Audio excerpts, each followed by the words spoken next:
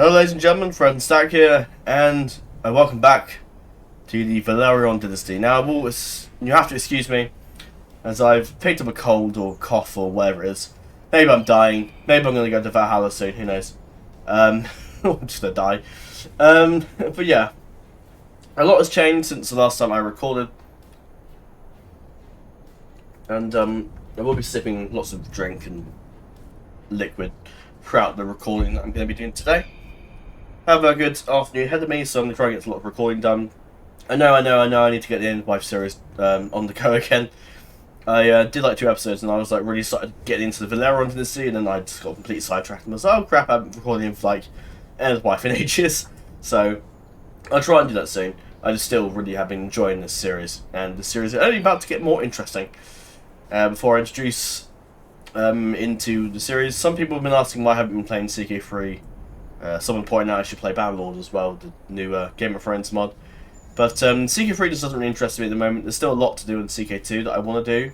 So once I've done that, once I've narrowed myself down the CK2 list and gotten to the point where I'm like, I want to do some other game, then I'll probably play CK3. But for now, I'm happy to play CK2 because that's my jam.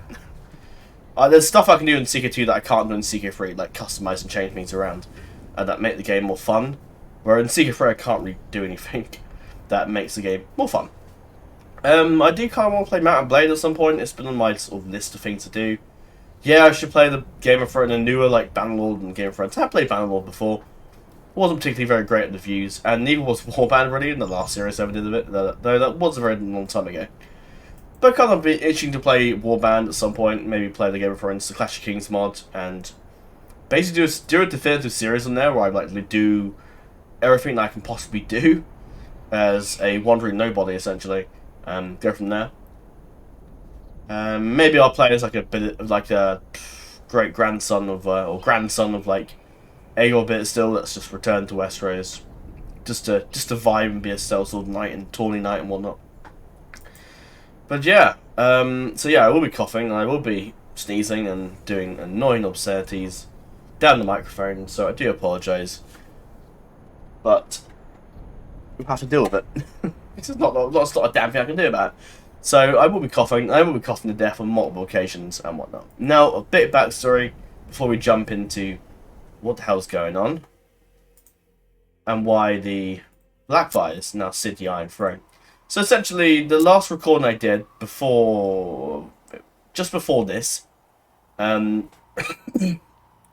so I recorded about 50 years ahead. And I kept this save from before the Aegon Blackfyre Rebellion, Second Blackfyre Rebellion. I kept the save because I thought, okay, this could be an interesting point if we want to customize and change things. But I was like, no. I said I wasn't going to change things and make stuff different and whatnot. But, yeah, that hasn't aged well. So I explained why I've changed things. Now, we played about 50 odd years. Was it 50 odd years or was it like 50 to 100 years. I can't exactly remember how long it was. But about 50 to 100 years. We played as Jon Velaryon in Driftmark as time went on. And Aerys was king, and we defeated the Aegon the Blackfyre Rebellion via Aegon. Defeated, done, easily done. He died, I think, got slain by one of the King's Guard. And Aerys, we had years of peace for a very long time until Aerys kicked the bucket, like 64, I think it was.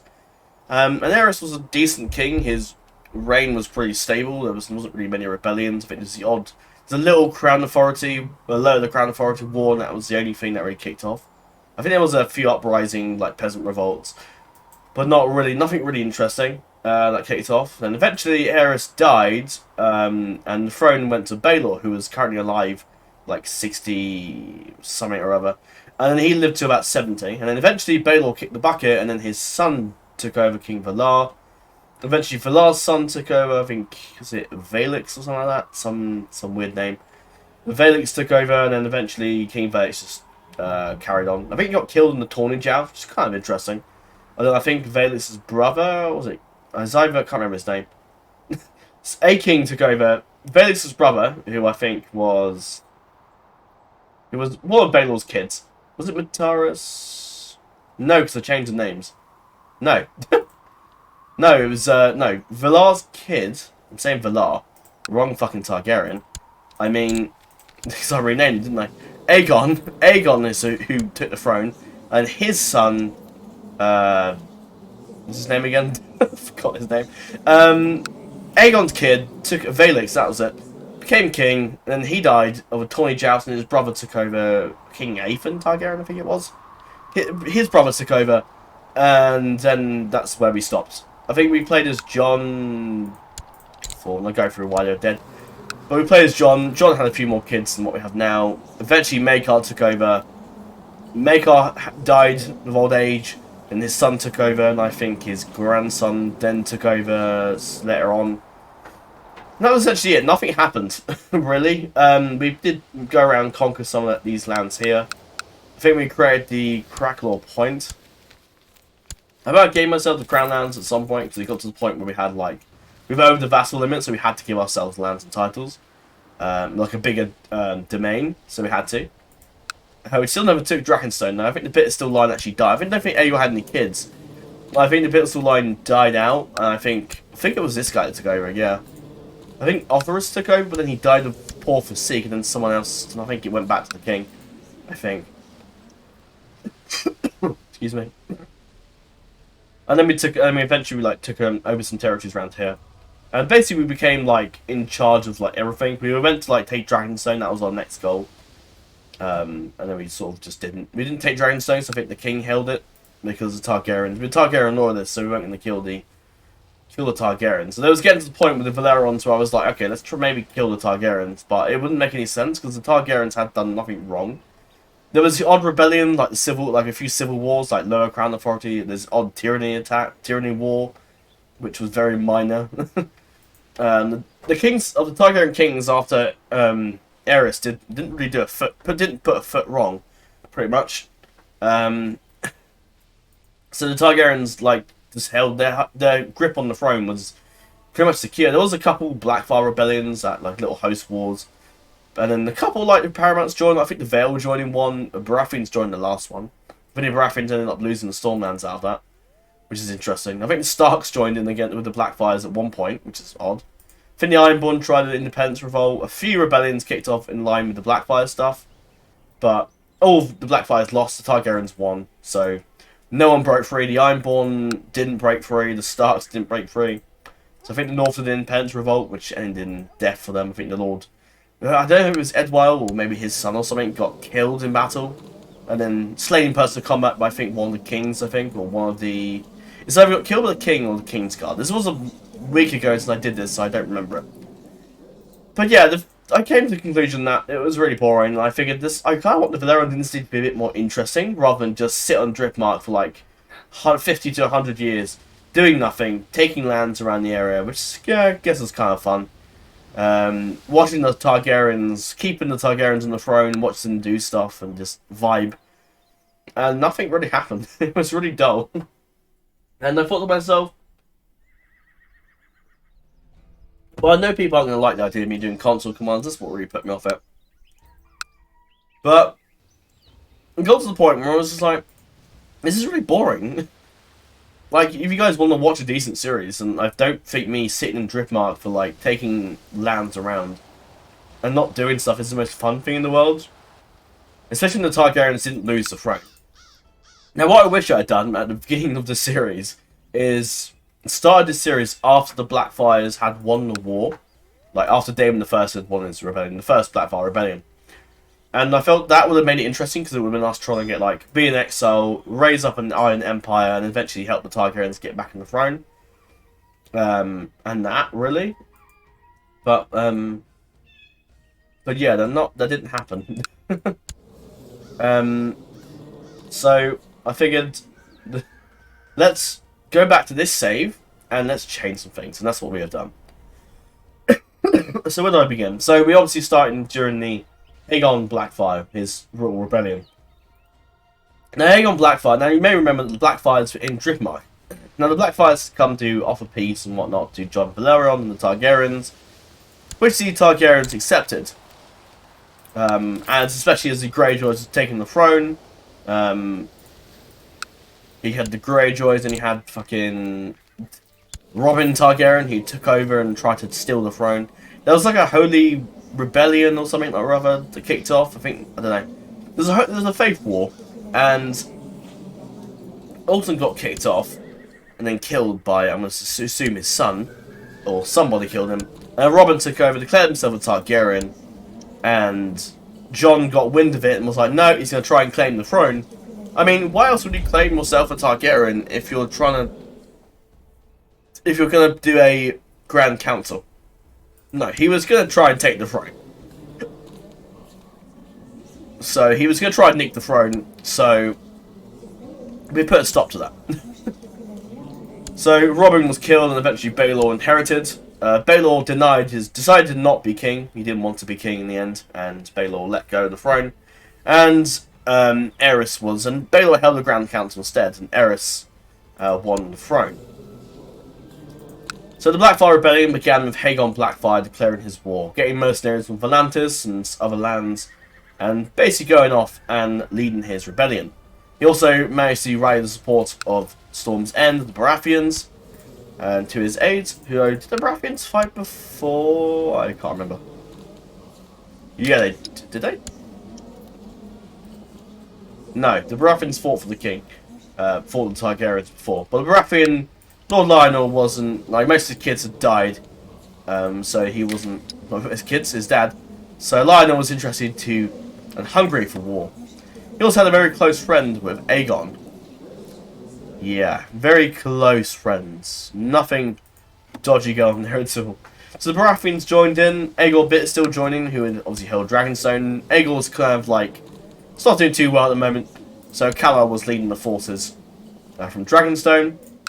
Now, Valar Drace was actually friends with Quentyn Fireball and Daemon Blackfyre during the rebellion. I think the Draces were actually with the Blackfyres until they actually left, I think. So Valar Drace secretly joined in as he made of the Blackfyres in the court of Driftmark. And I'll get into that in a little later. The Lothsons joined in. The Tullys turned their cloak and betrayed the king. Betrayed Aerys in hopes of... the Tullys knew that they fought against the Blackfyres before, and felt as if that their lands would be taken from them and given to other lords. Because the Brackens joined in, the Freys joined in once again, as they did in the first rebellion. So the Tullys decided to take up arms against the Targaryens, in that way rallying their bannermen to them instead of letting them go on their own. House Rayne also joined in the war. His brother Rob Rayne, also who'd taken over Ashmark, had begun the rebellion, and basically he had been the first one to join in the war. Lord Bertram didn't join later on, but joined later on when his brother pushed him to.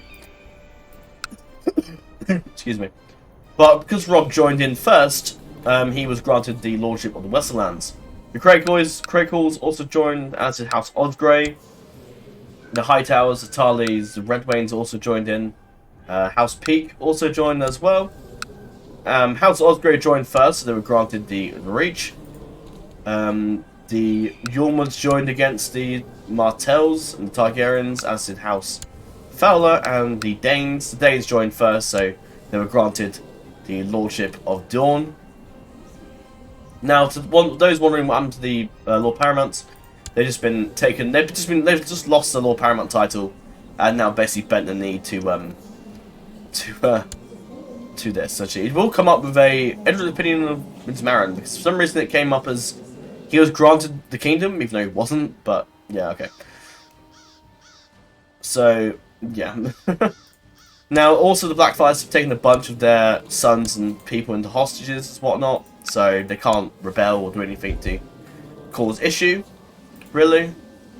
But yeah, some of them are alive pretty much. Basically, they just have the High Lordships now, for the time being.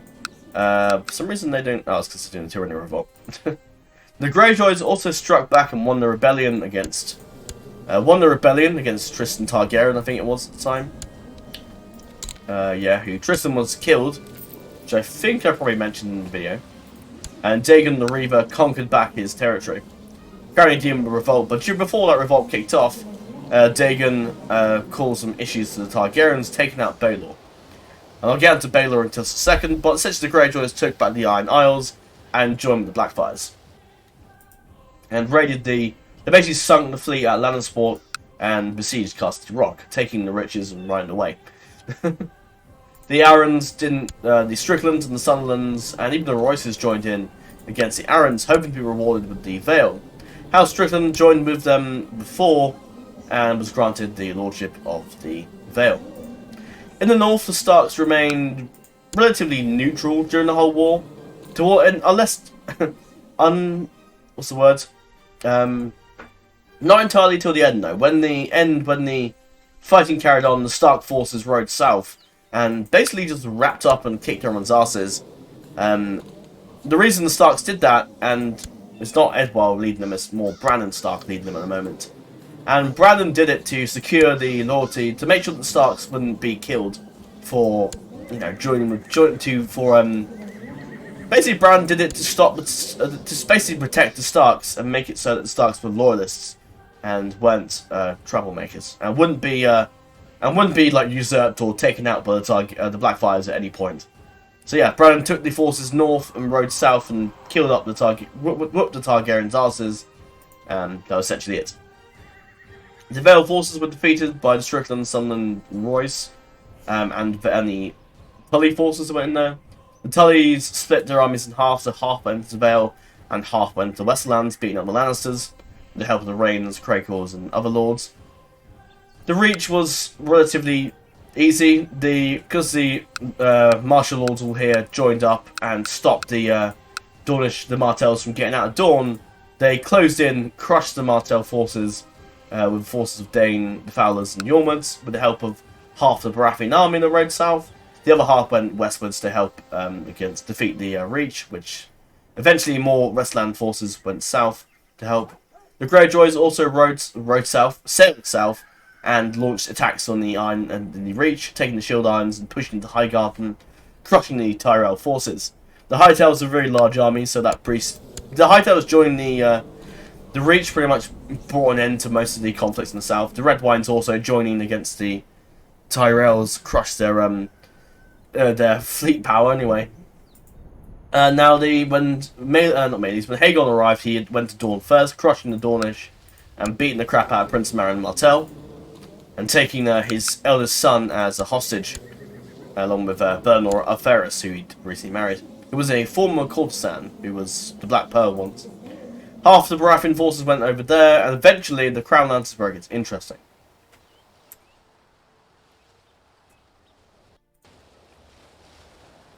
Oh, there we go. So for some reason my hotkey, which pauses the recording, wasn't working. For some reason I had resetted for some reason, so didn't exist. So I had to quickly go change it. That's annoying. I was going to pause because my girlfriend just messaged me and I was going to reply. But yeah, we were talking about anniversary stuff, so that's sort of why we went. That's why I quickly paused the recording. I can do that. I can literally pause the recording. It's so handy. So essentially, moving on to Driftmark. This is where things get spicy. A lot of you probably won't like it, but I had to make it interesting. I had to make the game fun and interesting, and this is the way to do it. The Aegon bit still had joined in with the support of the Claw Isle and Stone Dance and whatnot. Some of the Claw guys, the Crackler, what's it called? The Crackler Point guys joined in as well, with Bitterstill. Bitterstill led the charge into battle. He's been a bit wounded since then, so that's why he's kind of bedridden at the moment.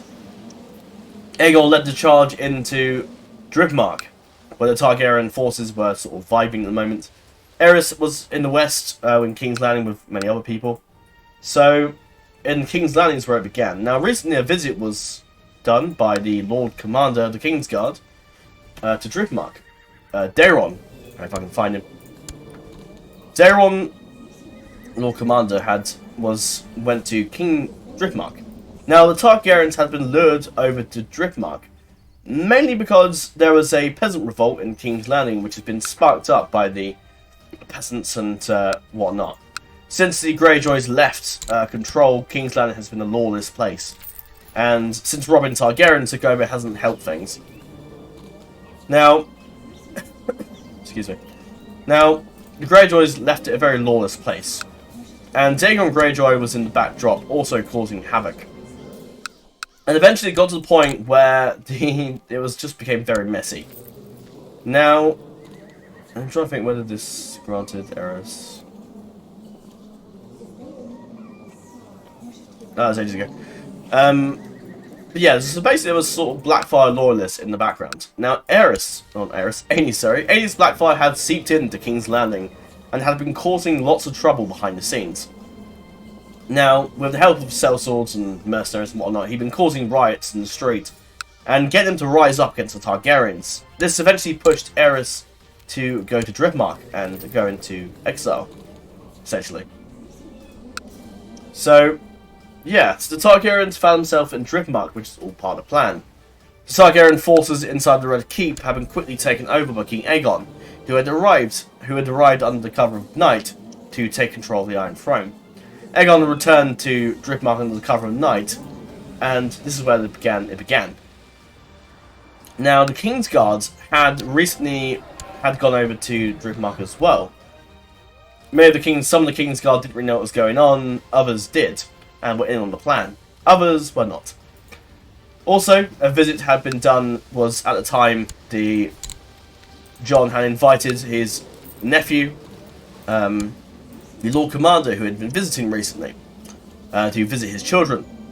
Now, many of the Night's Watch brothers knew he had children, knew he broke his oaths, but allowed Daemon to remain as the Lord Commander because of his excellent military prowess and the fact that he'd beaten back the Wildlings countless times. And it's basically one of the Lord Commander that stopped the Wildlings going past. He stopped the Crow Killer of Hardhome going any further. He stopped the Haunted Forest and whatnot going any further south as not the Haunted Forest, the Ice Rivers. Basically kept them at bay and was an excellent Lord Commander. So they allowed him to go south, leaving Donald Arryn in charge while Daemon went south to visit his children. Now this is where things got interesting. Now, before the Velaryons knew it, the castle was surrounded by a Driftmark fleet. Now, these ships, under the command of the Iron Throne and whatnot, had been taken command of by the Blackfyres. Aenys Blackfyre taking command of the ships and moved them up to Driftmark. Dragonstone had been taken control by Aegon Bittersteel, so he commanded the fleets of Claw Isle and Stone Dove and Sharp Point and Sweetport Sound, and all the mercenaries that had come from Essos with Aegon Blackfyre. Now this is where it erupted into chaos, and all of a sudden the King's Guard turned on their king, and the King's Guard turned the kings. King's Guard protected the Targaryens, some joined the Blackfyres. Aegon Bittersteel attacked Driftmark and besieged the castle. Quickly Aegon broke in and basically battered down the gates and charged in, along with many of the Dragonstone armies and whatnot charged in, and the Driftmark forces quickly armed to defend themselves. Now, when the Targaryens went to Driftmark, they took some of the household guards and quite a few of their troops with them to protect themselves. And as you can imagine, there was a very chaotic battle in Driftmark. Now, the first assault went pretty well. Aegon Bittersteel was battered and beaten the crap out of and knocked the hell out, and basically got kicked in the face and knocked out. As you can imagine, the dragons that were held by the Velaryons and Targaryens broke out and launched volley after volley of fireballs at their enemies. So essentially it was chaos. Essentially the Draces also joined in and betrayed the Velaryons and betrayed their oaths. The Valyrian forces, when I say Valyrian, the Volantis forces that with Aegon also went westwards as well. Aegon was busy in Dawn, but quickly left and went north and quickly attacked the Crown Lands, besieging King's Landing, taking it very easily. There was no one to stop him, so he took it in one go. He also went around attacking Duskendale, Stokeworth, and Rosby and Hayford, and the lands around, sieging, basically taking everything. Aenys and Aegon took some forces and moved to Driftmark to join in on essentially the mass slaughter that was taking place. So Aegon Bittersteel was knocked out during the fighting by one of the commanders and whatnot. It's going to take a while to go through this all, so please bear with. Excuse me. Right, so Winifred was killed by Aenys. Aenys got in there and stabbed Winifred, murdering her in the process. Laena basically, some of the Velaryons escaped. Also, the Targaryens have been bastardized once more. Now the Blackfyres have taken over. No, that was before. Naela is still the Lady of the Westlands. Shera Cisa also broke out of the Silent Sisterage. And I'll talk a bit about how she broke out in a bit. Now, Brennan died of severe stress before this happened, so he obviously wasn't involved in the war. Now, Brennan died very easily, and I'll come back to the slaughter in a minute. So, Brennan died very easily. For some reason, the Raven's Teeth is held by him. For some reason, I don't know why. To be fair, the Raven's Teeth should be with us, actually. Nah, it's fine. Doesn't matter. I might give it back to me later on, let me see. So, Brennan actually, instead of dying, he actually walked into his son through a green seer magic. And essentially found the path to immortality, and basically, essentially, he was reincarnated as his son through dark magic. His son was born on the 201. So he basically reincarnated part of himself into his son. Now, obviously, Brennan didn't die at that point, so eventually Brennan walked into his son and died of severe stress. Well, really, he walked into the Weirwood tree. So, lore-wise, he's actually in the north. Basically went north and found himself basically got stuck into the Weirwood tree. And his son is essentially, he basically walked from the Weirwood tree into his son. So essentially Dennis is essentially Brennan reincarnated. It's a bit complicated, and yeah, it's very complicated. Gwyneth, she died ages ago. Willis Tyrell, she was married to once. And they had the bastard together. I'll talk a bit about who's left. So Mia and Daemon escaped the battle. Very bloody, but they made it out. Oliver was captured. Oliver was in Driftmark, actually. He wasn't in Dawn, was he? So Oliver was captured by the Blackfyres. Obviously Daemon had... Yeah, Velaryon had died a long time ago, so he wasn't obviously present. His son is back in Bravos at the moment. Can't remember this anymore. No. The line will die out. So Aegon was knocked out. Rosie, she died. He's died ages ago. Dana, she got murdered. Elena... Yeah. Yeah, I'll talk a bit about... I'll go quickly over to the Iron Isles quickly before we go back to that. Now, obviously, you may remember that Baelor was the Lord of Pike for a time, which didn't go well. Didn't sit well with the Greyjoys. You may remember he failed to hatch his dragon, get himself burned in the process, and killing his wife. He married again to some random woman, but Dagon quickly, with his new army and mercenaries that he'd hired, arrived in Pike, besieged the castle, going through the ancient hidden passageways that the Greyjoys knew very well, that the Targaryens did not. And Dagon showed no mercy and butchered all the Targaryens that were in there. Baelor drowned as a sacrifice, his wife was beheaded, Aegon was drowned as a sacrifice, Viserys was gored to death by a boar, Aenys was hanged, a 2-year-old hanged, which is a horrible sight as you'd imagine. So he was dead. So yeah, dead. So Baelor had been killed and his entire children and family wiped out. The Greyjoys taking back their castle and asserting their rights to the castle with the death of the Blackfyres. Blackfyres? Targaryens. Don't know why I keep getting that mixed up, but there you go.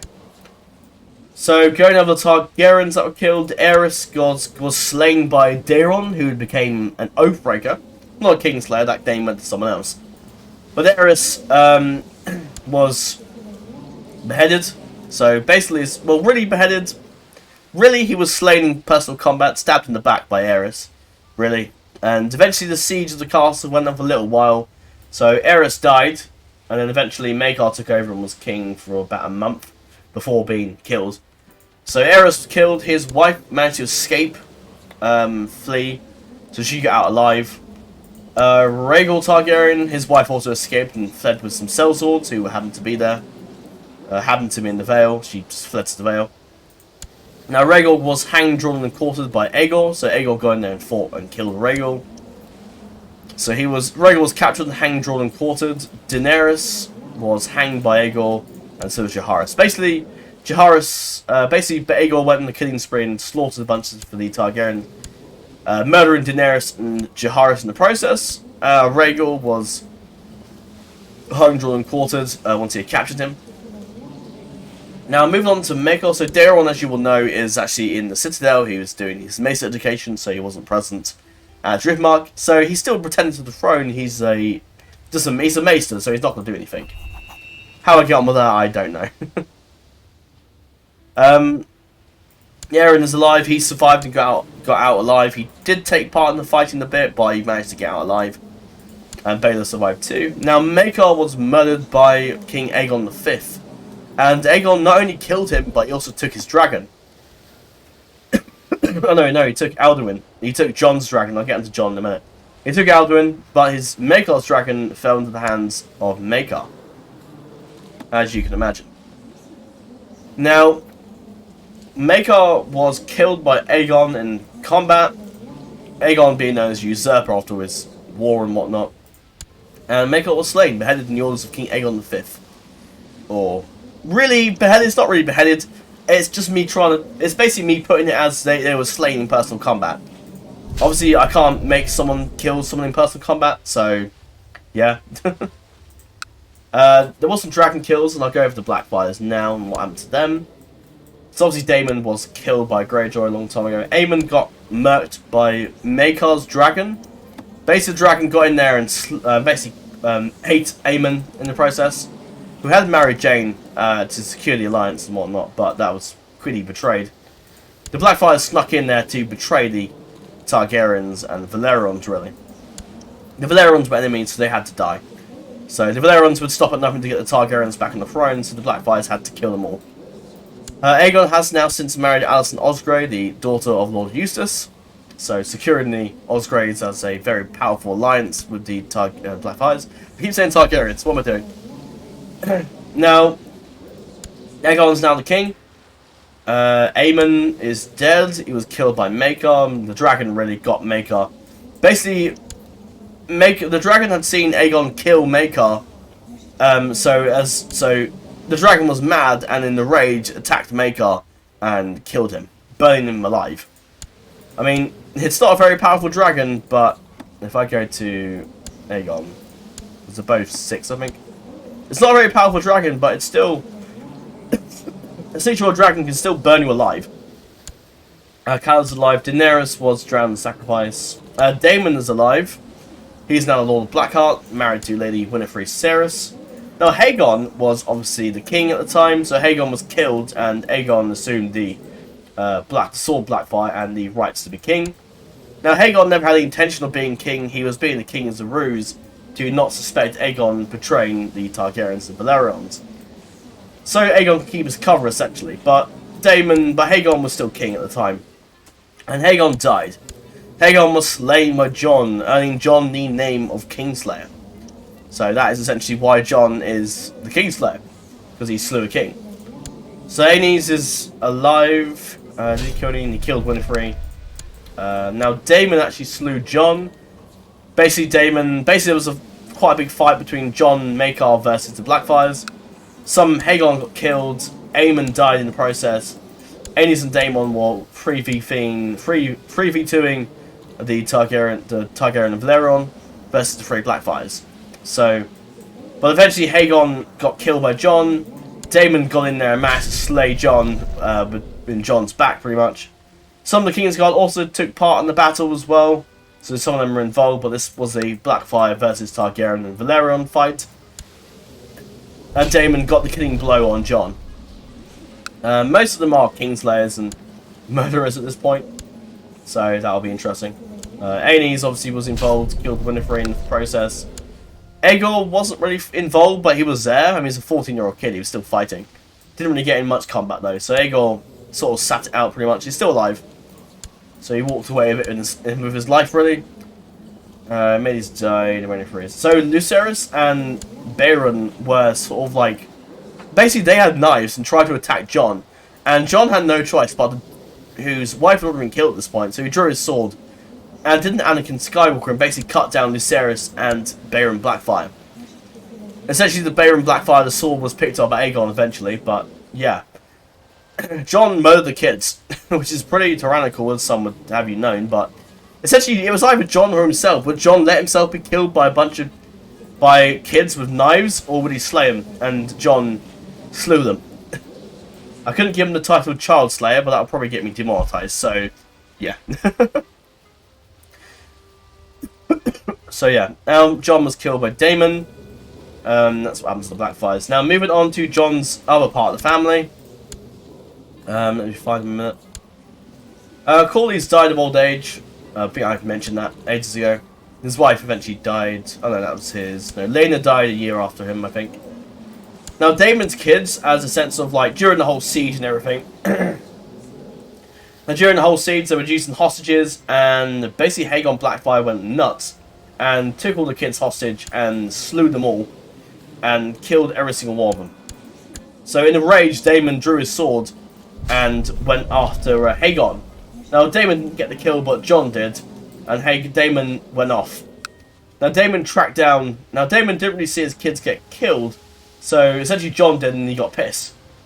And they were like his second cousins, I suppose. So Jon pursued the Aegon and killed him. And eventually a duel broke out between Aegon and the Blackfyres and the Targaryens, between Maegor, Jon, and the other Blackfyres. So Daemon didn't see his kids get killed. Also, one of his... Orisa was strangled to death by Aegon in the fight as well, so it was very bloody. Now, Daemon pursued Daeron. Now, Daemon and Daeron had a bit of a rivalry, being that Daeron was the perfect heir and whatnot, and Daemon was kicked out of the inheritance, sent to the wall, essentially. So Daemon still sort of resents Daeron for being the perfect child. So Daemon had a rivalry with Daeron, and he intended to settle it. So Daemon drew his sword and eventually pursued Daeron and caught him unawares. Now, Daeron had just killed... the king, so Daeron was an oathbreaker, and Daemon had no intention of letting Daeron live. He had just broken his oath, killed his king, and Daemon was going to be the one to kill him. So Daemon and Daeron engaged in a heavy duel, and eventually Daemon came out on top, slain. Despite Daeron being the better fighter, Daemon was ruthless and deceitful, and basically he fought viciously and brutally. The years of being beyond the wall had made Daemon a bit of a vicious fighter, and he had no honour for fighting. You know, Daemon was a perfect knight, so he would fight with honour, but Daemon would not. And Daemon basically kicked the crap out of Daeron, and just as Daeron had his back turned, as Daemon kicked him in the face, using his arm, using his elbow, and you know, basically using his backhand to hit Daemon in the face, Daemon sliced him in, basically sliced his head in two, and that was the end of Daeron. Daeron was dead. And Daemon became a bit of a kinslayer for the murder of his brother, but Daemon did not care. You know, Daeron had killed the king, and he was doing... You know, Daemon was more than happy to kill his brother. He wanted vengeance for all those years of being kicked out of the inheritance and being thrown out. Now, obviously, Daemon was the firstborn son, so Daemon wouldn't have inherited anything anyway. But Daemon still would have inherited some lands, but Daeron pushed Daemon away and basically made it so that Daemon's... Now, Daemon... I can't remember the backstory I set up for Daemon being sent to the wall, but I might change it a little bit, but Daemon might retcon it a bit, but Daemon essentially loved the girl that Daeron loved too. And Daeron framed Daemon for making love to this girl and having a bastard kid, which has never happened. And Daemon saying that Daemon had hidden the kid away somewhere and getting Corlys to exile him. So Daemon resented him and wanted to give him no mercy. So Daemon hated his brother and was all too happy to kill him. And also because Daemon wanted vengeance for the fact that he killed the king.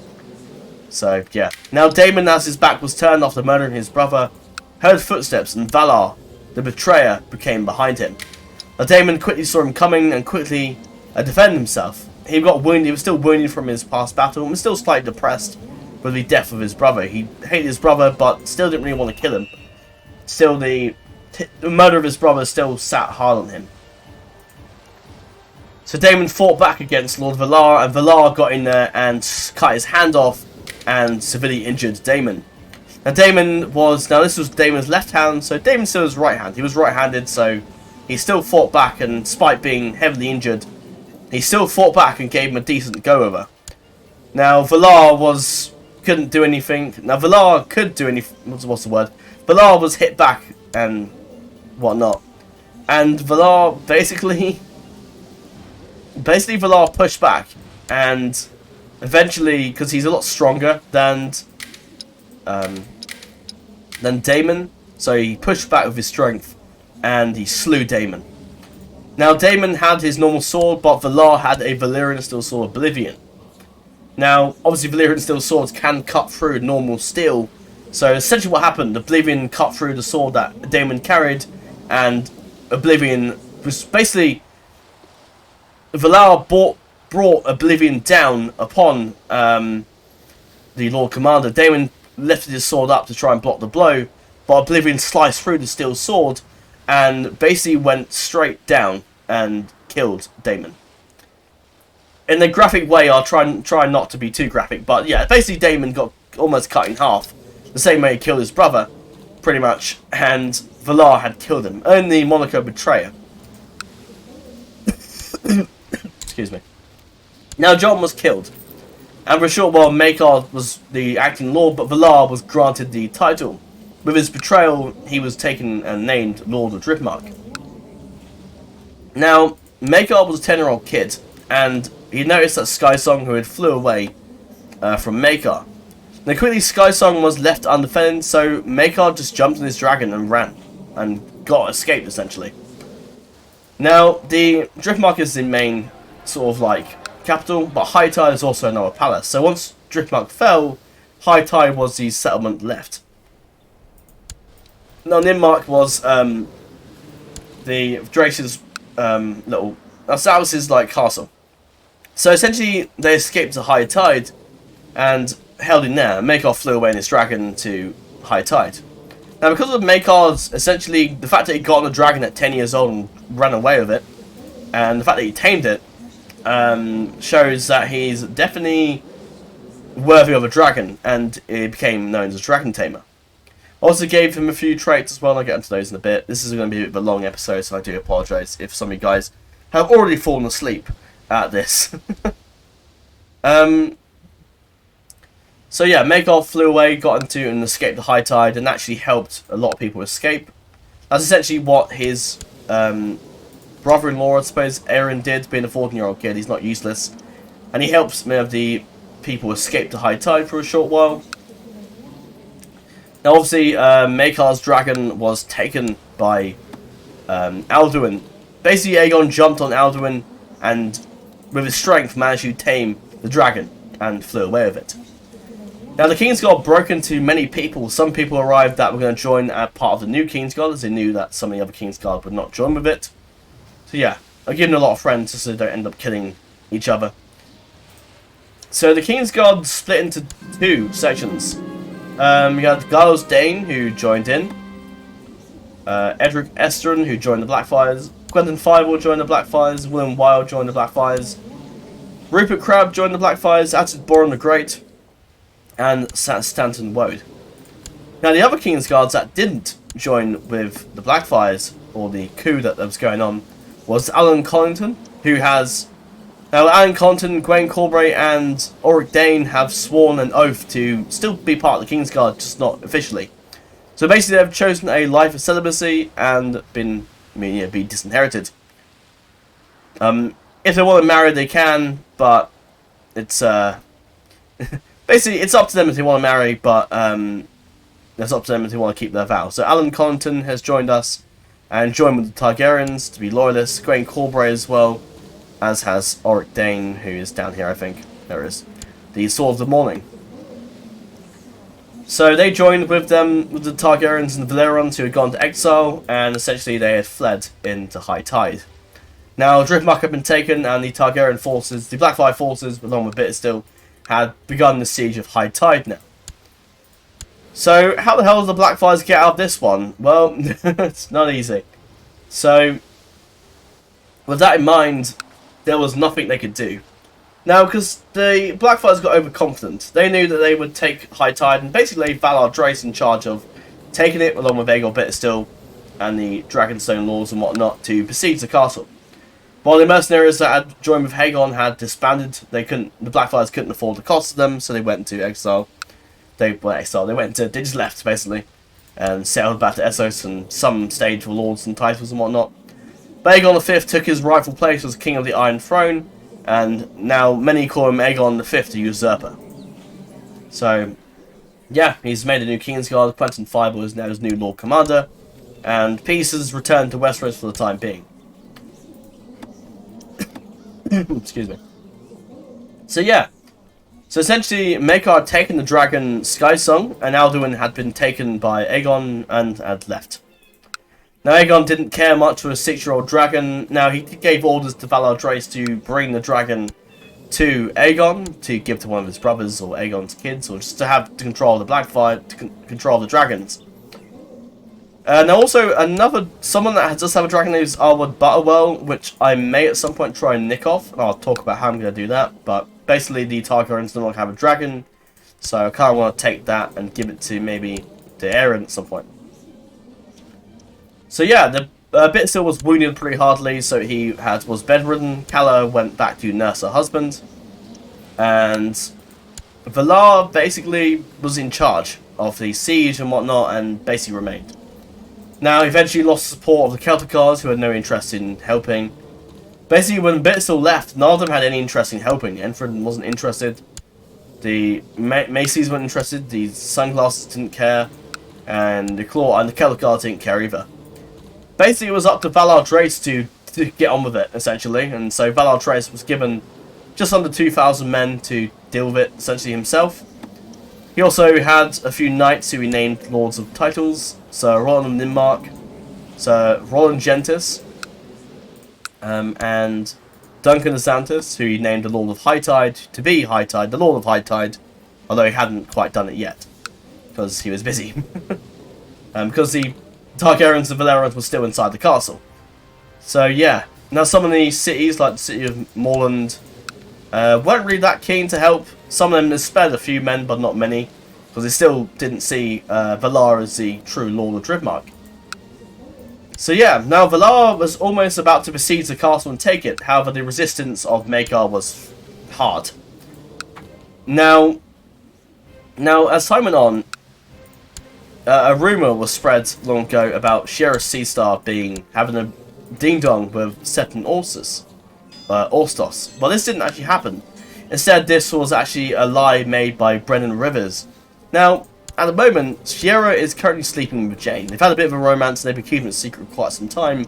However, the secret was let out when they arrived in the Summer Isles, when they were more sort of like open about like romance and love and basically like loving opposite sex and whatnot. So, yeah. So essentially, Jane and Shiera basically made their own little secret marriage under the stars, essentially. Obviously, I can't marry them in game, so it would be as it is for now. But Jane and Shiera actually managed to. Jane went to break out Shiera from the Silent Sisterage from the Quiet Isle. Essentially, Brendan made up the lie about basically. Is he not going to tell me? Oh no, no. Oh, there it is. There's been so many laws since then. So Brendan basically made up the lie, and now Brendan's gone, and Dennis is still the. Dennis doesn't care at this point because he's not married to Jane in this timeline. Dennis is still Bloodraven incarnated, but isn't really him. He just have his traits and whatnot. So he's still sort of a Bloodraven, just different. just a 5-year-old kid at the moment. So yeah. So Jane broke out Shiera out of the Silent Sisterage, and when they returned to Driftmark, they were horrified to learn what happened.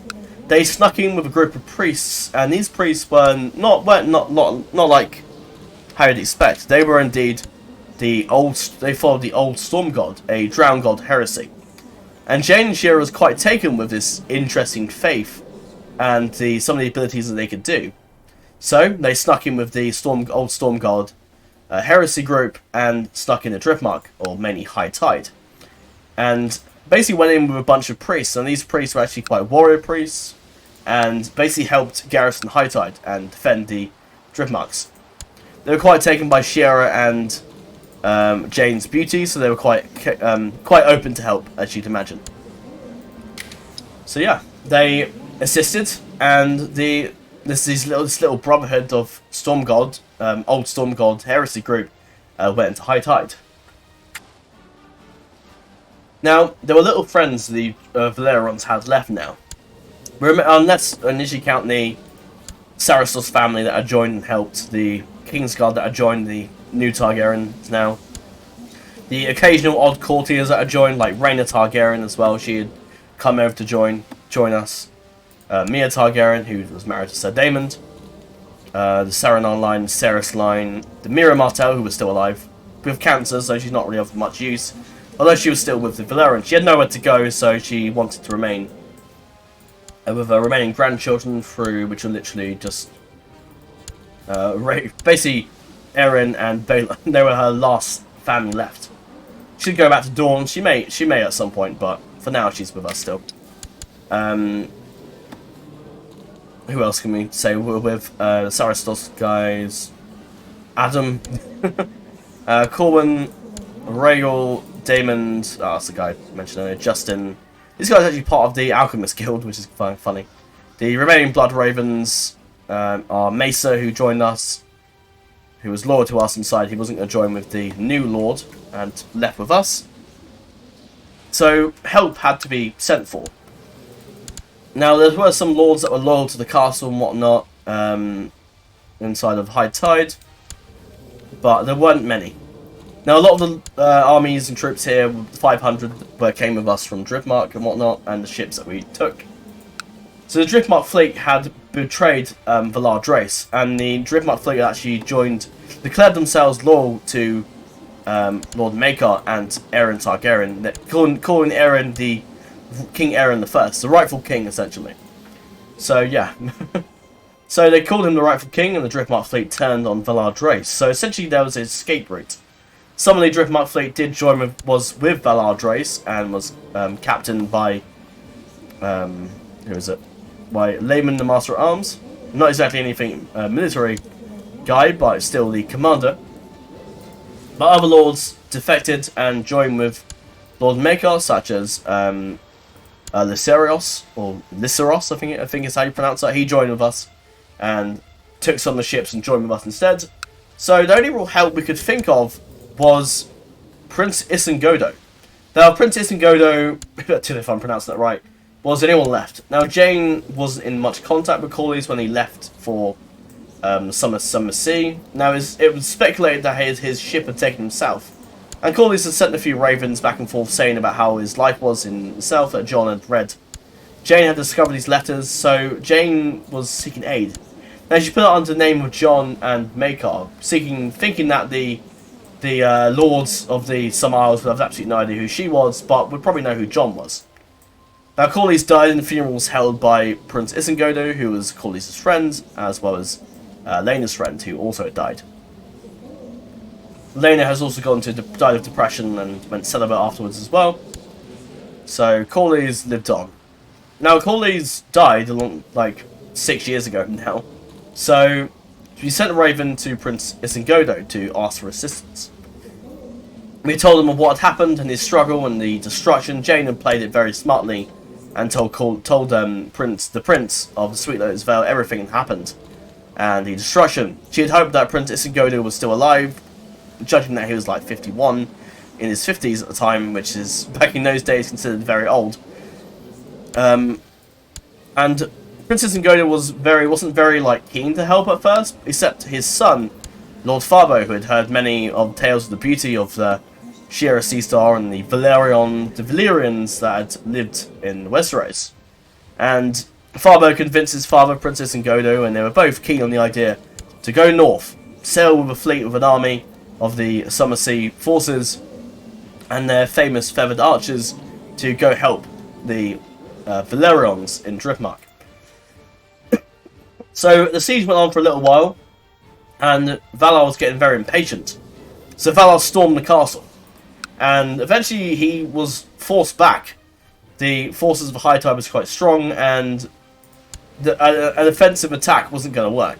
So Valar's first attack failed, so Valar pulled back and demanded assistance from the king, but he received none.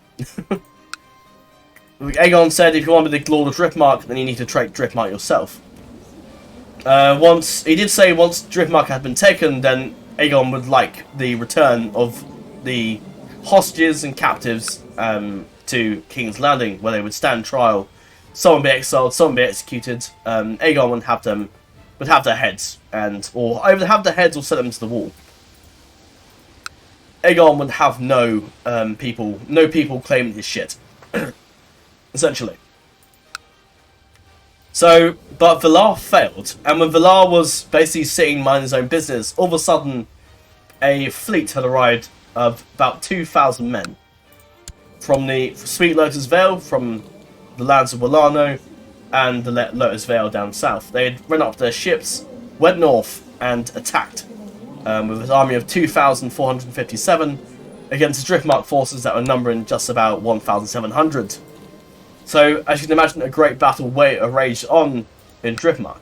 And essentially, victory was achieved by the forces of Isengard.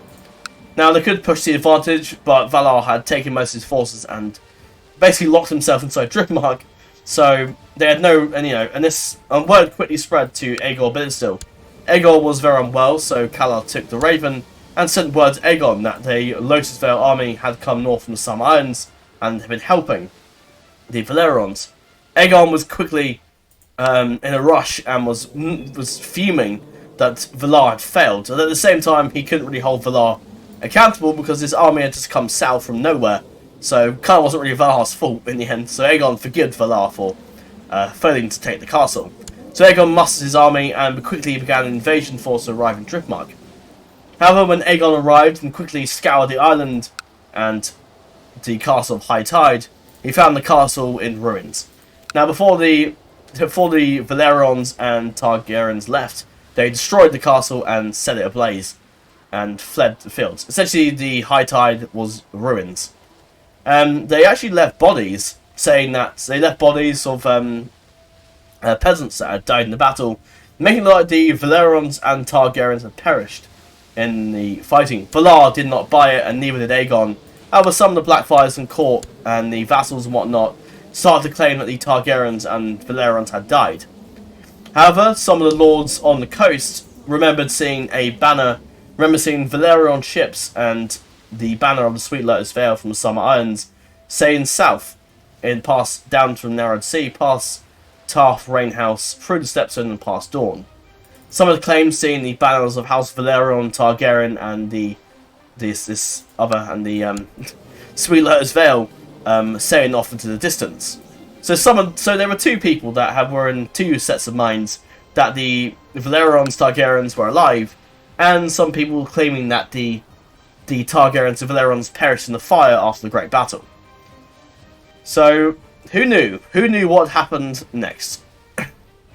However, as we know it, the Targaryens and Velaryons fled. Some also remember seeing a dragon flying off with them as well, which, now Aegon did not buy it, so Aegon was fuming. And the fact that the Targaryens and Velaryons fled into exile, he knew damn well that the Targaryens and Velaryons would come back. Now, when they will come back is unknown. However, Aegon quickly made sure that he had the fleet mustered and watchtowers on the coast, keeping an eye out for any signs of a Targaryen return. Aegon is paranoid since the war. Doesn't have the paranoid trait, but in my headcanon he's paranoid. And Aegon will spend much of his life waiting and preparing for a Targaryen invasion. But yeah, Aegon had taken the Iron Throne, but his paranoia was still there. High Tide was eventually rebuilt, and Driftmark, Valar had mustered his army once again to vibe, essentially. So, Valar essentially had taken Driftmark. He was the Lord of Driftmark. Aegor was Lord of Dragonstone. King's Landing was granted to Aenys. And Daemon was granted Blackheart, which will one day become Summerhall. The Rains hold the Westerlands, the Tullys controlled the Riverlands, the Osgreys controlled the Reach, the Baratheons still hold the Stormlands, the Danes now control the Dawn, the Greyjoys control the Iron Isles, the Stricklands hold the Vale, and the Starks still control the North. Since Daemon was killed, Donald Arryn, who was sort of an acting Lord Commander since Daemon left, being a very strong and stalwart defender and stalwart military fighter, was granted lordship was collected as the Lord Commander of the Night's Watch. He was the Lord of the Vale once before, and was obviously very loyal to the Targaryens. So maybe Donald Arryn will maybe help the Targaryens one day. So yeah, basically what actually happened is that the Summer Islands and the ships that had joined with the Velaryons sailed south, and eventually time went on, the Velaryons stayed in the side of the court of Sweetwater, And now, Princess Ngodo had a castle to grant, and he was going to give it to his son, but his son... he was going to give it to his son, but his son... Yeah, Princess Ngodo got on with his son, but he decided that he would grant it to his new friends that he had made with, which didn't really... Well, Exelimo wasn't exactly a fan of that idea. Lord Farbo made good friends with us, well, despite his zealous nature. And Princess Ngodo made friends as well. And Lord Maekar, with the help of Shiera and Jane, had adopted the Old Storm God faith. Now, the Old Storm God faith allows us to... It's a bit of a Drown God heresy, and it also allows us to reform the faith at some point, which we may end up doing, depending on how things go. It also allows us to raid, which is something I really want to do. If we're going to be playing as a Velaryon, a sea faction, then it makes sense for us to be able to raid stuff. And I kind of wanted to do a bit of a raiding series. Because I thought, the Velaryons are a seafaring nation. Why can't they attack and go off and sail around and take things? So, you know, it makes sense, right? So, yeah. So, Maekar has taken the Old Storm God faith. He is still a squire. He got skilled fighter recently. From his father before the war, before he got killed. He is now... His mother's raising him at the moment. And he's also got Ulrich the Sword of the Morning, who's currently educating him, as well as Aeron. There's a few Kingsguard that I've got educating various people in the court. I'll go over the court in a sec. But yeah, we've got Dragon Riders, so we do currently ride Skysong, and Alduin being ridden by King Aegon. Sorry for the very long backstory, I hope you guys have enjoyed it nonetheless, so... yeah, so I'm thinking about getting the Targaryen Dragon Egg from Lord Butterwell, but we need some more troops when we got there. I'm thinking that Maekar may grant that Dragon Egg to his brother-in-law Aeron, basically giving Aeron a dragon, so making the Targaryens have a dragon. So you got the Targaryens, Velaryons, and Blackfyres, all with dragons, which will make it very interesting. And hopefully we can make some more dragons as well, providing that the Targaryens can hatch the Dragon Egg. That's the goal, really. Maybe we might even grant... I don't know if we can, but we may even grant... I don't know if we can. Maybe we might grant Aeron our dragon and take a new dragon, maybe. But we'll see. See how it goes. But yeah, isn't going to grant us the Lordship of Amber Shore, which is on the coastline further north near to Westeros, which is probably a good thing or a bad thing. Now, there was a priest that the Old Storm God Heresy was with, that Shiera and Jane met, but he died and perished fighting in the Battle of Driftmark and was killed in the process. Now, a new priest has been sent for by Shiera and Jane. However, he's currently on his own little mission in Westeros at the moment, looking for artifacts of the Storm God that he can bring back. Whether or not he'll be successful is unknown, but we'll see. Now, before Maekar left, Jon had finished the Velaryon enormous flagship, which was just finished not long before the war began. The flagship wasn't sunk, it was in the harbour and was out. But when it went to exile, Jon, the ship was taken and captained by Ulrich for the time being. Jane had taken being a... I mean, there's not many Velaryons left, it's just myself, Elena, and Jane. She had captained the ship and essentially had taken the ship with her and named it Lord Jon after her brother. And Maekar would probably want to rename after his father too, as a memory of Lord Jon. So yeah, we got a nice little flagship as well, which are a nice little cool little flagship, which is pretty cool. So the Storm God Priest is on his mission. Now we do have to actually send for him, so we need to wait till a year, then we can send for him. So he's currently on a little adventure for a while, so he'll come back.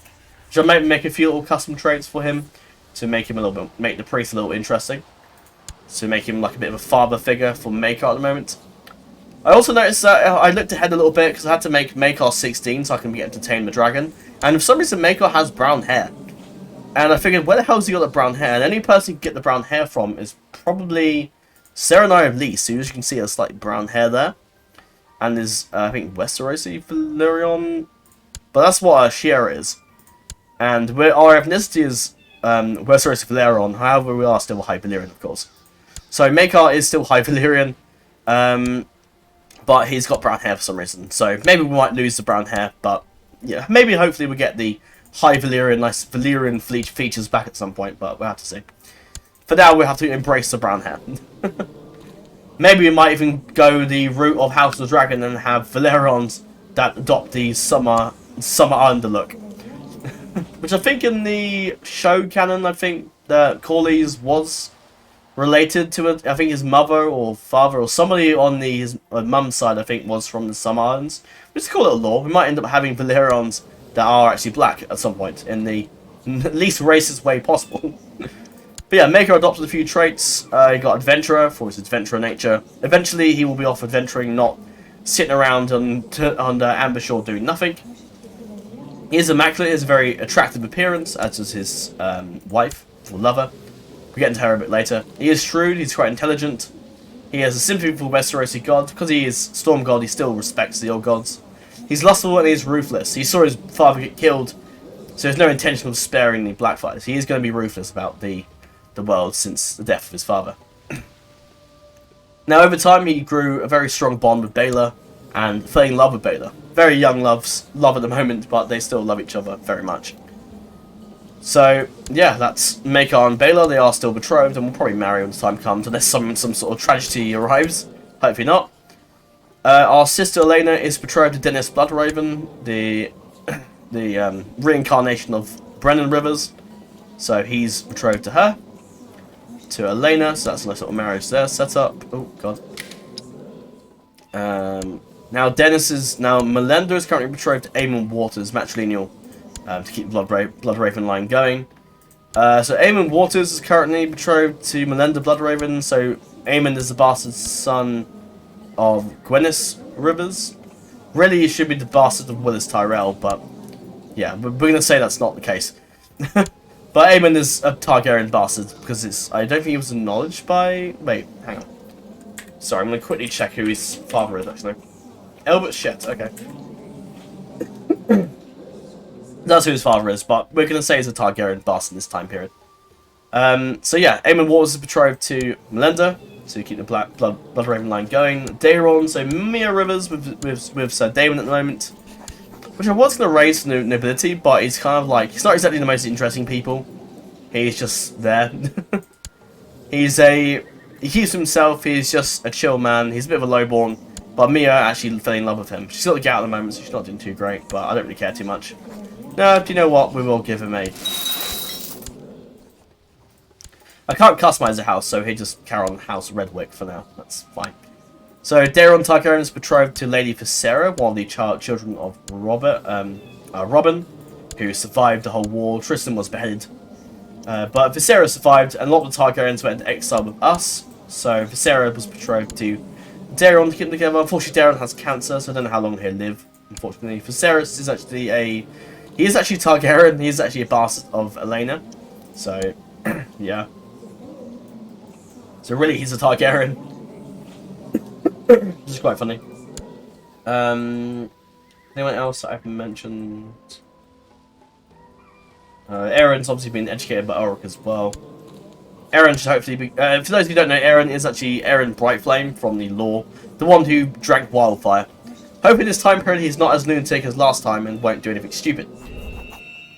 But yeah, that's him. We have a pretty cool bloodlines, true. I didn't actually notice before, but we've got Blood of the Sea and Star from Shira Sea Star. Blood of the Oaken Fists. Call is the Sea Snake. Dragon Blood and Lord of the Tides. I figured Dragon Tamer makes sense for us mate at the moment. Daeron's obviously at the Citadel, so you probably won't be coming over to join us. I think we can. Are we in range to actually interact with the Iron Throne? Yes, we are. I mean, he's not going to accept that, but we could try, but no. Would he? Oh, we have a non-aggression pact, do we? No? Okay, no we don't. Never mind. Right, let's go for the court. The Sarasos line is with us. We've got some of them with us as well, which are distant Targaryen bastards from the line of Sarah Targaryen, one of the daughters of Jahara, who was a bit of a whore. That's going to get me demonetized straight away. So the Saras are with us. Oh no, he's actually over there. I think we have his... No? Yeah, Vaegon and Winifred. Oh no, Winifred's married there. So Vaegon's with us. Vaegon's with us. I think... Yeah, those guys are over there. So they're with us. Sarastos, have I got most of his family? Horus. There you go, yeah, the Sarastos line's with me completely. How's Saranar? Have I got most of you guys? Makar, Jane. No, Jane's actually married over in Inchfield for some reason.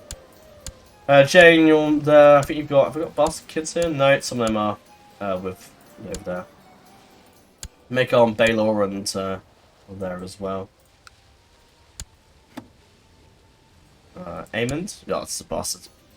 Got Simon Targaryen, Baelor, Rhaena the Strange has joined us for some reason. Don't know how long she'll live, but she's here. We've got Mira Martell, who's with us as well. Auric Dane, who's with us. My sister Elena, who's my half sister. Rhaegal, Corwin, Justin, a couple guys around to help out. Daemon Reddick now. Could go around giving them more race and ability, but I don't really have the cash. Just lowball, and no, nothing special. I didn't take a bodyguard. Who's better, him or? So our bodyguards at the moment is pretty stacked. Alan the Pale Griffin, very good personal combat skill. Rain Corbray, very good. Sword of Morning, very good. So Corwin is also a bodyguard, not bad. And so is Daemon. Auric is currently Household Guard. She's currently our court musician at the moment. Court poet is currently this guy, who's one of our vassals. Doesn't like us very much, but oh well. Davenport Magi at the moment. Those are commanders, which is pretty decent right now. Going over the council, we've got Sir Adam, who's currently our sort of Hand of the King / Castellan right now. Sir Viserys is currently our Justiciar, who we're probably off to probably fabricate titles and stuff like that at some point, because we want to expand our territory. We're not going to be vassals of this guy forever. Eventually he'll die of old age, his son will probably die of old age at some point, or something will happen. And eventually the Velaryons will want to break free. Now, Makar right now is a 10-year-old kid. Jane and Shiera are just grateful for a home. However, as time will go on, Makar isn't going to be sitting under the vassalage of this guy forever. And I'm sure these guys know that the Velaryons are going to break out and go off and do their own thing. Now, Isigodo's an old man, he doesn't really think it. Fardo sort of does, but at the same time, he's still happy to keep the friendship going, for now. And Aeron will definitely try and break free. He isn't going to be, the Lord isn't going to be like the Prince in exile forever. He wants to take back his throne. Now, possibly what might happen is that Makar might not take the throne. Makar might not reclaim his titles yet. It might be his son, or Aeron's son, maybe. But we'll see. So yeah, Auric is educating myself and Aeron. There's also a bunch of other Kingsguard also educating other people too. Alan's educating Daeron and Dennis. And Grey and Corbray is educating Baelor and Aemond at the moment. So there, carry on educating them for now, would be good. I didn't go through the council. Auric is the Chief General. Treasurer is Sir Luceros. Shira Seastar is our Spy Master, and he's still our court physician right now. We eventually are going to get a Storm Man at some point. We just got to be patient for that one. And that is essentially the council, pretty much. There's not as much else I can go over. I guess I can go over the Valyrian Blades, but yeah. Blackfyre's Helbert Aegon, and Dennis currently has Dark Sister. Eventually, I kind of want to nick a Valyrian Steel Sword at some point, or I might go on a quest for one. That'd be probably more poetic, I guess, than nicking the Valyrian Blade. These are the Kingsguard that I showed you earlier. Fireball is currently Lord Commander. He did take over literally after Daeron was killed, so yeah. Eris was known as a scholar before he died. Obviously, Aegon chains up all that, so basically it's gone back a bit. So Daemon is still the rightful king. Alton took over and still kind of king. Robin was, I guess, king for a time. Baelor was a king. Eris was, and then Aegon V took the throne. For those wondering how I did that, basically I made it elective succession. Because when Makar died, so I tagged over to Aegon. I did something, and it made it so that Makar died, and it went straight to Aegon through the change in succession, which I have changed back. Obviously, it's now Agnatic Primogeniture as it was before. Much else to add? Probably not, really. I was going to add a few like these lords, like the Lord Arryns and stuff, into exile with us, but most of them are holding territory, so we can't really. So yeah. So they'll do their own thing for now. But yeah, what are our plans? We now hold Amber Shore. So our goal is to probably take over the Summit Islands, go off raiding. I'll probably reclaim the whole of the Summer Sea Empire. That'd be kind of fun to do. Maybe we'll try and take some coastal regions around the area. And maybe start pushing... Might even push east, might colonize some of the Sophoros lands. And maybe move north and take... maybe we might even move into the Stepstones and take back the Iron Throne. And grant, what we might do is give it to the Targaryens and then maybe give the Velaryon some titles and lands in the Iron Throne. And maybe sort of like do our own little... Might try and maybe... we could even like play as like distant relatives of the current bloodline. Like we want to play in a... Like if we just want to focus on Sophoros and not focus on the Empire. We could just like play as a Sophoros like guy, give him a load of cash, and then help him... Then basically help him colonize all of Sophoros, which is kind of fun.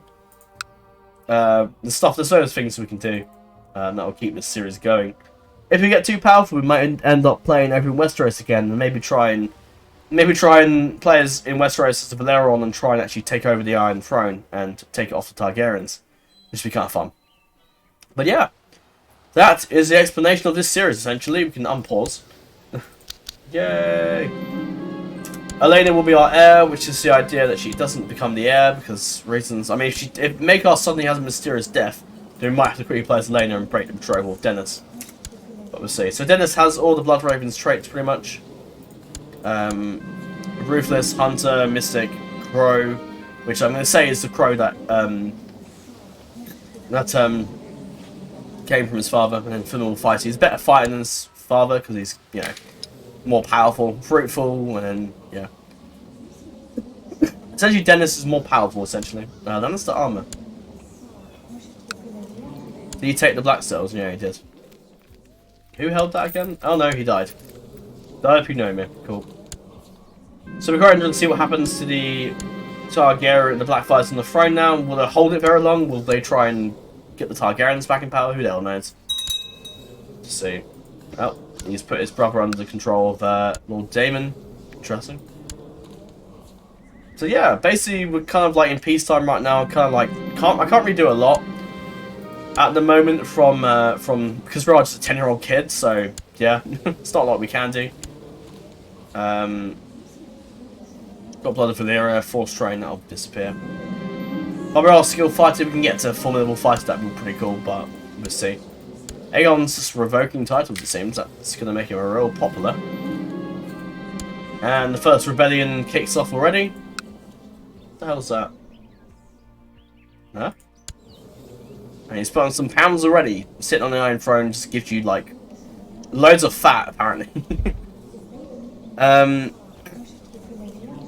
Yeah, cool. Yeah, he's been usurping titles, which isn't a turret. I'm guessing they've obviously done something. But, Colin of Iron Oaks has declared his...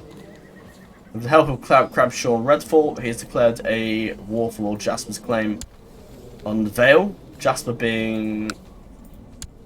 Lord Jasper of the Night... What? I'm sorry, did I miss something? Why is he the Lord of the... Okay. That's going to cause some troubles, because I'm imagining the Iron Throne to be like, you can't do that. Why is he the Night's... Why does he give him the Night's Watch? That's really weird. Okay. I mean, it's not my problem, so yeah. The Arrons are trying to take they're trying to take it back for Lord Jasper at the moment. Not Dennis, though, which is odd. He's taking more territories? Oh my god. Bramsford was the territory that, yeah, Simon... The Chelsea's helped the Blackfyre Rebellion before. Oh, hello. Arnold of Valeman Revolt has declared he's going for the Vale. Everyone's trying to like claim the Vale at the moment. God, not sure if Strickland's going to hold it much longer. So a peasant revolt going on in the north. Still they got on with that. Edward Dane's got Dane armor. It's interesting to see what happens. I know a lot of you guys probably won't like the changes that I've done and changed everything, but it does make the game more interesting. Otherwise, we'd be starting Driftmark. I tested it 50, 100 something years. And we were sitting around doing nothing for like years and years and years. And it's just more interesting to play as the, to just, you know, move on and play as the Blackfyre, to play as the Targaryens in exile, really. I know a lot of you guys won't like it, but At the same time, would you prefer me to sit on Driftmark doing fuck all for like however many hundreds or so years it takes, or would you prefer me to go into exile, claiming empire, make an empire for myself, try and like conquer like distant lands, do raiding, like do reaving and stuff like that, like have fun with it. You know, we'll see. But last arm removed. Cool. See if the Blackfyres have any more kids, because there's literally no kids from this little generation right now. Daeron Targaryen, the cook accused me of stealing cookies. The spy master says I had stolen her quill and I was accused of making a lot of mischief. For once I was innocent, I found the perpetrator. Daeron playing with the quill and stuffing his face with cookies. What would Maekar? Maekar's a kid. He's a bit ruthless. He's a bit like he's grown up. He's like aged pretty early on. He's became an adult very quickly and became lord quicker than planned. But I think Daeron. I mean, we have friends. We have what, Elena, Baelo. We've got a couple of people that are older than us. Maegor, he's just come of age. He's a pretty good commander actually. Nice. Vagon. But at the same time, we don't have very young like kids, like Daeron young. So. Yeah, we're wreaking havoc together. Eventually, I'll probably give out some lands and titles to like the Cerys and Sarastos people. I might actually give like lands to the Targaryens in the Summer Sea, and then maybe like at some point I'll give out a branch of the Targaryens to the Iron Throne at some point. So I'll probably try and keep like Maekar's line like without lands and titles for now, so that I can eventually give them the Iron Throne back, or at least Aeron's son maybe.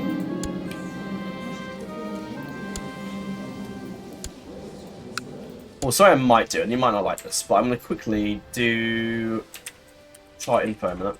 I'm going to give, oh yeah, by the way, I did check if Maekar was a bastard, he's not. He does have the Westerosi Velaryon Dynasty, but it's probably come from his mother. Let's give him his title, Bright Flame. Oh, hang on a second. Is that how you do it? No. Aeron Bright Flame, and I'll give him his little fire obsessed trait, because why not? Even though Aeron's grown up very differently, his upbringing's very different, I kind of still want him to be a touch of the Bright Flame all new in love. Not the all new in love, probably not. He isn't really like, he's not going to be like who he is. He's not going to be like crazy and stuff like that. But he isn't a lunatic anymore, but he is going to be like fire obsessed, because that'd be fun. I did ponder if I should make him R'hllor actually, but I probably won't do it for now because I don't think he'd change R'hllor. No, didn't he change R'hllor in the lore? I think maybe. No, I can't actually remember. I did have an idea of maybe doing like I remember like an old series a long time ago, where it was like House Brightflame. I'll bring the priest over. Casporio. Do we need to really? Probably not. I wouldn't make him... No, I don't really need to. Casporro, that's fine. I was going to give him like a backstory, but this is Casporro. He's returned from returned from Westeros looking for artifacts and has found nothing. So, he's returned. And we'll begin this new search for artifacts for the Storm God here. And we'll start converting, which will be very interesting. Because something I want to try and do is maybe convert the Sunset Sea, the Summer Isles over to our the Storm God, which would be interesting. I've always wanted to do like a Storm God run in the Summer Isles, see how that goes. And here we are. I did ponder about doing the Storm God thing as like the Durandons who had like gone to exile or something like that, but we'll see. I do want to do like an Ironborn house at some point. I'll probably avoid doing it around here because we're going to be here in this series now. But yeah, we'll see. Oh. What's this? Oh. Oh, he's granted. Sweet letters failed to... Oh, wait, what? Oh, so he's now Lord of... He's given his son, but he's got... Hang on. Confusing. He's got this place as capital, but he's taken these territories. Okay. But he's granted his heir... No, he's changed succession. So his heir goes to this girl. So I guess we'll be taking over quite soon. Because we're not going to accept her. But his son, Fabo, is now Lord of that. But he's got that as well. Okay, cool. Interesting. There are good people. Excellent.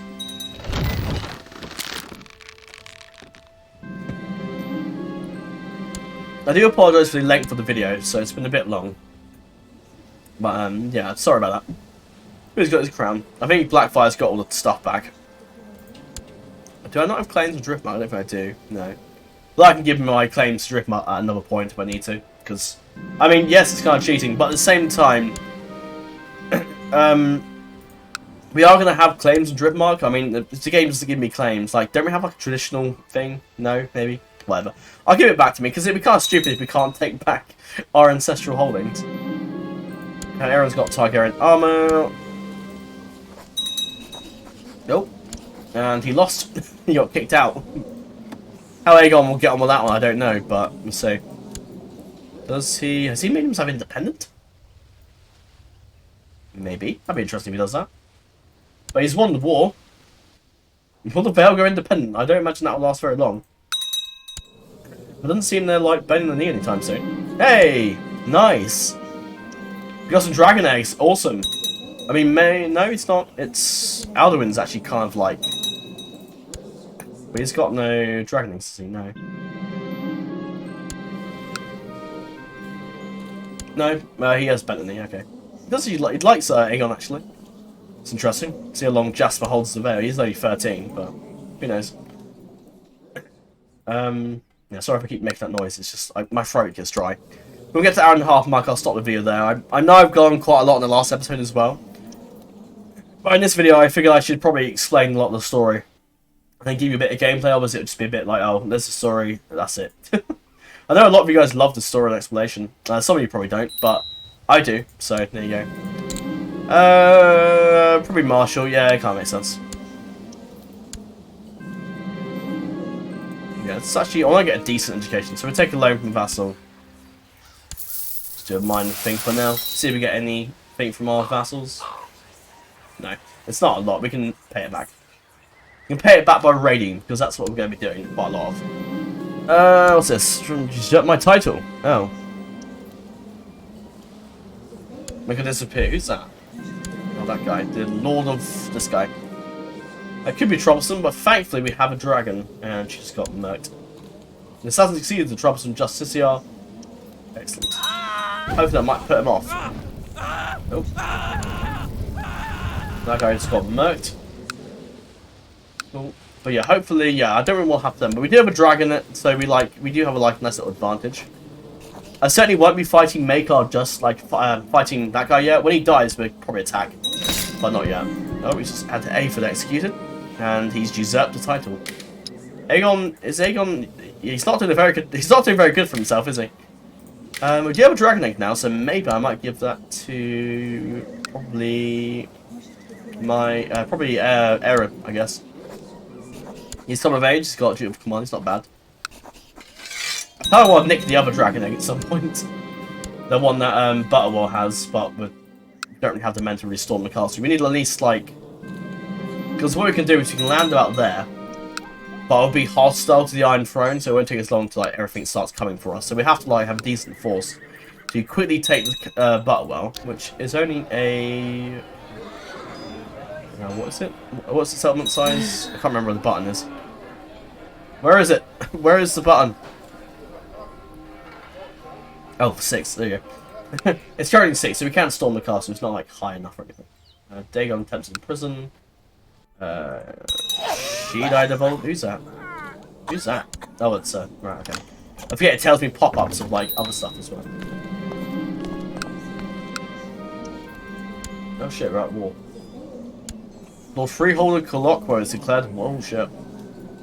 Slave raid of Wallano. Interesting. That one, I think they're in another war actually now. Yeah, the drums are attacking. So you want Elena? No, I'd rather her be educated than my mother. Or maybe I might give a dragon to Dennis at some point. I'm kind of happy with them to keep the old god fame, that's cool. Sultana? Who the hell's that? Oh, right, okay. Cool. We might make blood ties with Ixala at some point, but we'll see. Daeron, Aemond... I'm gonna try and force trade him at some point. And Melinda. Oh. I've become deceitful. Haha. Yeah, maybe I'm like the Ironborn, like, Sea Empire thing. Oh, great. Right, okay. Not good. Not, okay, cool. Uses Osprey now as a rash. So anyway, back to this war, which is kind of concerning. Right, you're declaring... I mean, he is actually... Oh, no, that's Atlantis. That's a bit annoying. Yeah, so I don't have the dragon yet, so I can't really besiege the castle. That could be bad. We've only got 1,000 guys. Has he got any alliances? He can call? No, he hasn't got. I was going to hope he's call his son in, but he's not going to. That could be bad for us. We'll see what happens. Maybe this could be the perfect opportunity to break free. Oh, they've taken High Garden. That's interesting. Oh, he's taking High Lordship. Oh, he had Leo dead. Oh no, Leo died in the tourney joust. Oh shit! Wow. But yeah, I'll have a think. Do we take our chance and rebel against our friend? Would Maekar do it? I feel like we're in the... I feel like Maekar's probably not calling the shots, right? Because he's only 12 years old. Yes, he's got a dragon. He's probably quite powerful. But I feel like Shiera is a designated regent, so she's calling the shots. And Shiera and her lover, Jane, are probably quite, quite ruthless. So they're going to try and do stuff and try and take advantage of the chaos right now. So... And also, we are friends of Aeron, aren't we? Yeah, we are. And also, Aeron's now come of age, so he's probably calling the shots too as the rightful king. So Aeron decides that, despite being honourable, honour is better served elsewhere in the situation. And the threat of the slavers, which is there's about 5,000 of them, and compared to what the what Volano has, which is like 1,000, so we kind of should probably act now. So. Yeah. Not exactly the best time to rise up and attack, but we have no little choice. And because their army is distracted, we should hopefully be able to keep their asses. But that is for the next episode. That's all for now, guys. Thank you very much for watching. Hope you guys like the changes I've made to the series. I think this has made the series a little more interesting. Because I feel as if on our current structure, the series would have been kind of very boring and wouldn't be very entertaining. So I feel as if doing this has just made it a little bit more fun. So yeah. I know some of you might disagree, some of you might be like, oh, well, you've used console commands again. But at the end of the day, do you want the series to be fun, or do you want the series to be boring? There's your choice. Now keep in mind, I only really do console command and changes to make the game more interesting, make the stories interesting, make the game more fun. I like the look of the Storm Man, that's cool. Make the game more interesting, more fun, more challenging in some ways, because again, boring is easy, challenging is hard. Like if you want the game to be fun, then the game's done. Yeah, you're going to be stuck, because it's not going to be very fun if nothing happens. So keep that in mind. But yeah, in terms of other games, I might possibly continue deciding to maybe play Mount and Blade at some point. Give me some ideas of a house you'd like me to maybe portray in that series. Now, you start off as a nobody in Mount and Blade, but I can roleplay and come up with a sort of story and background for who we might be playing as. Maybe a Mud, potentially, from the distant line of rivers and hills. Or maybe a Rain that's trying to regain their titles. I did do a Rain series a very long time ago. There are some Muds alive actually here at the moment, but they're over in Stonehenge. I don't know if I can invite them to my court, can I? But they're going to try and get the Muds on the throne in the Targaryen Dynasty, so I think we're out of range anyway, so no. Unless they marry the Mudline, I'll probably die out. It could be like a distant wildling, Aaron or something like that, who knows. Could be like a exile from Westeros, a Essos noble that's come over to join us, or something like that, we'll see. Maybe from a distant kingdom, who knows really. But yeah. But yeah, that's all for this episode. Thank you very much for watching, and I will see you next one. Take care, and farewell.